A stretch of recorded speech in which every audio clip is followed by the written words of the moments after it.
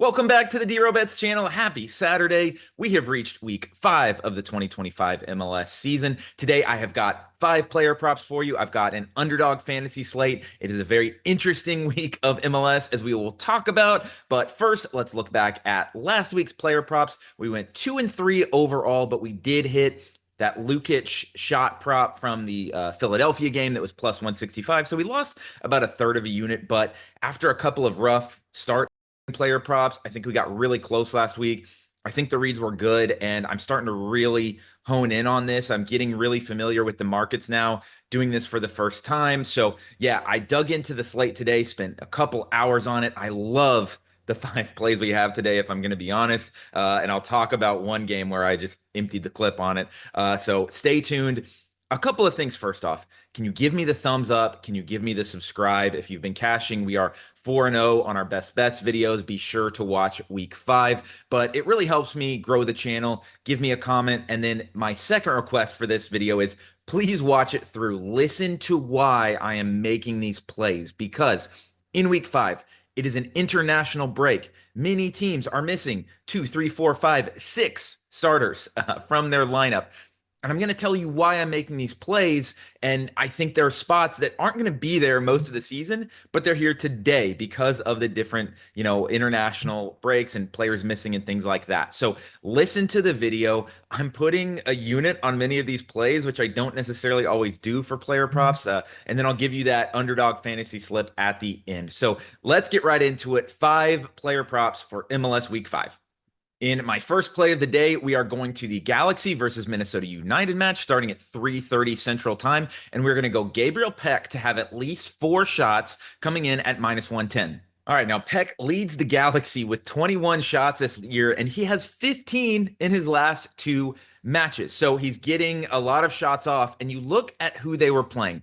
St. Louis and Portland, 2 of the bottom 4 teams in the league for possession. They want you to have the ball. They want you to come towards them, but get really bad opportunities, which is what Gabriel Peck excels at. And then you look at Minnesota United, they are bottom of MLS in possession. So this is exactly the type of team that Peck likes to get shots off for. They are going to be missing Carlos Harvey, Michael Boxall, 2 of their starting center backs, and their starting goalkeeper, Dane St. Clair. So you got to think Peck is the only one in attack here for the Galaxy. He's really going to be testing them a lot. I am going to be laddering this with a half unit on 4+ shots at minus 110, quarter unit on 5+ shots at plus 180, and then a little sprinkle, little 0.1 unit sprinkle on 6 shots at plus 280. He did this in his last 2 games. He had at least 6 shots. So the play is going to be Gabriel Peck, 4 shots, minus 110. All right, now we're going to skip about 9 games here, go all the way down to the FC Dallas versus Real Salt Lake game starting at 8:30 Central Time. And we are going to be playing Diogo Gonçalves on RSL to have at least 4 shots coming in at plus 135.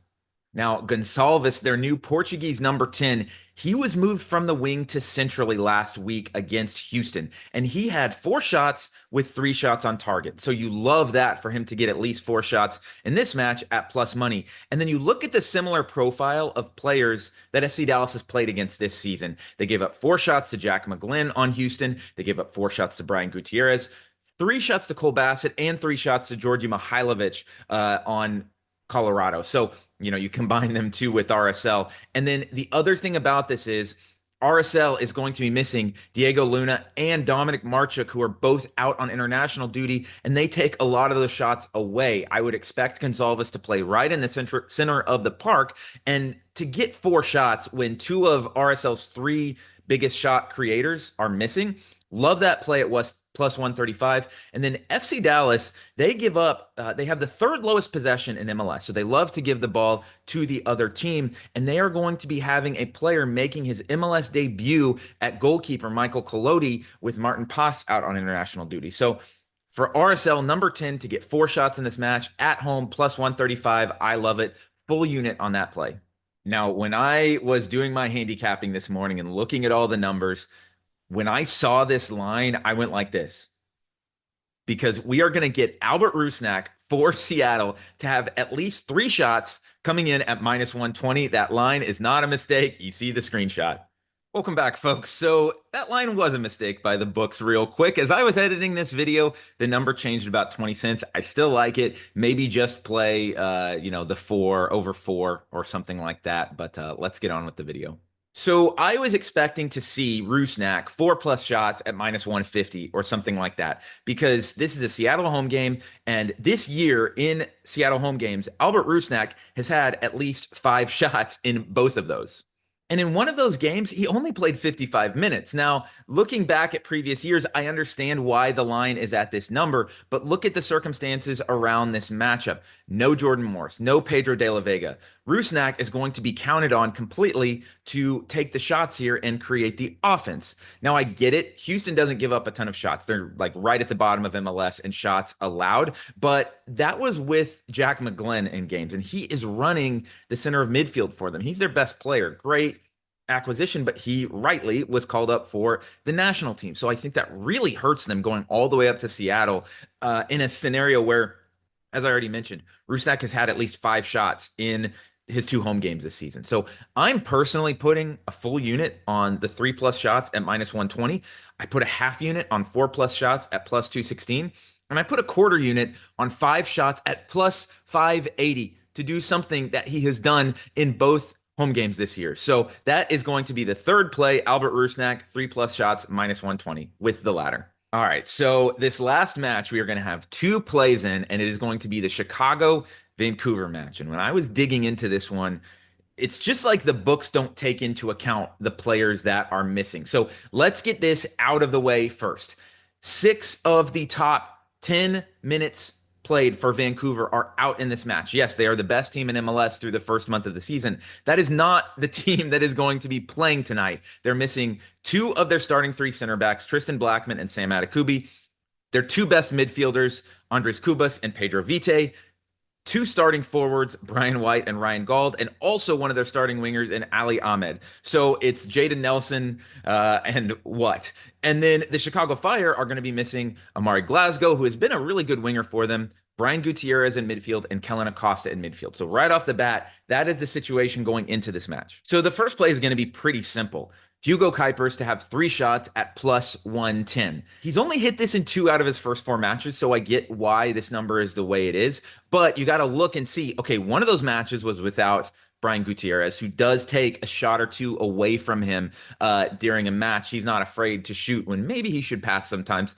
And then all the other Vancouver absences missing. They're starting 2 of their starting 3 center backs, 2 of their starting 3 midfielders, arguably their front 3, their entire front 3. I think at plus money here, this is way too good to pass up, and I laddered this one. I put 0.75 units on the +110, a quarter unit on 4+ shots at +275. Again, something he has done twice this year at +275. And then let's get into where it gets a little crazy. All right, so right off the bat, I'm doing a quarter unit. I've already mentioned this year. If you follow me on Twitter, this hit last week. I've been playing it myself. I'm going to keep playing these. Jonathan Bamba, quarter unit on an assist at +800. And then Philip Zinkernagel, quarter unit also to have an assist at +800. So you look at the circumstances. Again, no Gutierrez, no Kellen Acosta, and no Glasgow to come in, either start or as a sub. These guys are very likely going to play 90 minutes. And they're just going to be counted on the entire game. They're going to take all the corners, whipping in all of the crosses, getting to the inline, trying to get the ball to Hugo Kuipers. So for Bamba or Zinkernagel to get an assist at +800 against a Vancouver team missing half of their back line, that's just too good to pass up. And then what we're going to do is we're going to stack these, right? So I hit this last week. I'm just going to keep playing this as long as they give it to me.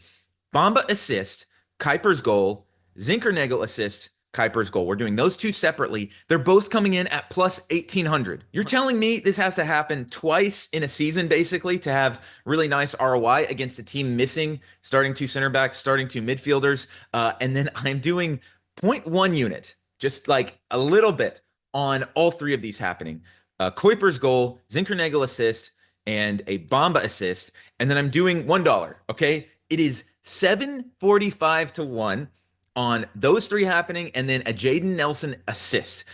I think Vancouver is going to struggle to score goals in this match. I think they're going to struggle to do much in this match, but Jaden Nelson's going to be counted on for everything in terms of service. So Bamba assist, Zinchenko assist, Kuiper's goal, Jaden Nelson assist, 745 to 1. I'm just putting a buck on it. And then let's get into the underdog slip and wrap this video up. And for my 5-man underdog fantasy slip, which I will tweet out a link, twitter.com/DRoBets underscore. I will tweet out a link to this so you can lock this in yourself with just one click if you want to. This is not an ad. If you want to sponsor me, I would love it. But we are going for a 5-man slip, and it is going to be a flex slip here. So if we hit 4, we get about 2 times our money. And if we hit all 5, we get about 9 times our money. So we are going with Gabriel Peck over 3.5 shots. Already mentioned that one. Albert Rusnak over 2.5 shots. Mentioned that one. I added in Rafael Navarro for the Colorado Rapids because Portland gives up the second most shots in the league. And this was actually juiced to over 3.5 at my book, which I looked at, but I didn't want to play it with the juice. 4 can be a tricky number sometimes. But over 2.5, I love it. Hugo Kuiper's over 1.5. If I already like over 2.5, I love over 1.5. And then Diogo Gonzalez for RSL to go over 2.5. And again, if all 5 of those hit, we get about 9 times our money. So that is going to be the plays today. Good luck with your plays. Watch my best bets video. Give me the thumbs up.